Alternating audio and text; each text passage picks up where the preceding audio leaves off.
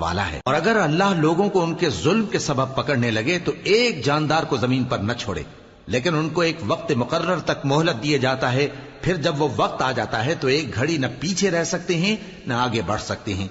और ये अल्लाह के लिए ऐसी चीजें तजवीज करते हैं जिनको खुद नापसंद करते हैं, और जबान से झूठ बके जाते हैं कि उनको क़यामत के दिन भलाई यानी नजात होगी। कुछ शक नहीं कि उनके लिए दोजख की आग तैयार है, और ये दोजख में सबसे आगे भेजे जाएंगे।